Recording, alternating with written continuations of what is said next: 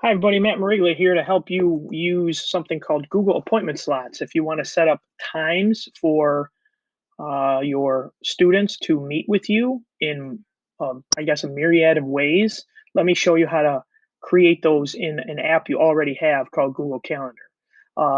So I got my highlighter on here, so I'm going to pick a time. Let's say it's March 25th, and I want to make myself available between 8 and noon to be able to meet with some of my students. So I'm going to click on that.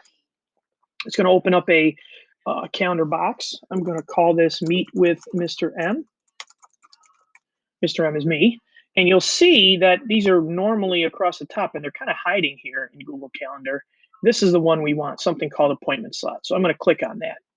And it's going to ask me how long do I want to meet. So let's change that time to noon, like we said. And it's going to ask me how long do I want to meet or have slots that show up. I can make a single slot if I want. That would just make one giant 4-hour slot.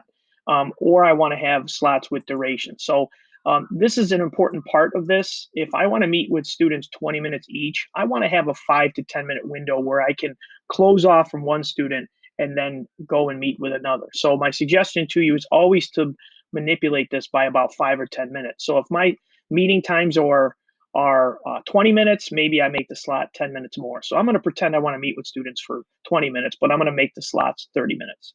Then I have to choose the calendar that I want to put it on. This is my home calendar for my StarPoint page. I would ignore the Zoom stuff. I have Zoom connected to my Google Calendar, and not many of you do. So that's okay if you don't have it like that. But if you do, you can make these Zoom meetings. And actually, when the kids click on the link, they can actually go into a Zoom meeting place with just you and them helping them. So I'm going to hit save. And you can see what it did is it put a couple of things here. Now I had a slot already here. Let me delete this. Just forget that you saw that. Don't send there. So now I have this 4-hour time here where I can meet with students. Now, what do I do with this? What do I do with this for the students that I have? So when I click on this, it's going to bring this up and it's going to say go to appointment page for this calendar. So I'm going to click on that and I'm going to show you what opens up. So this is my own private calendar. You can see my daughter did have track practice. I had a chiro appointment. There was a training session. Your students won't see anything that you have on your own Google Calendar. That's why I left that on, as I wanted you to be able to see that. What they will see is this. These are all the slots that they have. Now, to show you exactly what they'll see, I'm going to take this link that's up here in my browser up here, and I'm going to copy it. And then I'm going to go into an incognito tab, which is just for me. I have a sample account up with a student logged into Google. They will only be able to see this if they are logged into Google. I'm going to put that link in there and hit enter. So this is what the students will see. They will just simply see this page with these meeting things open.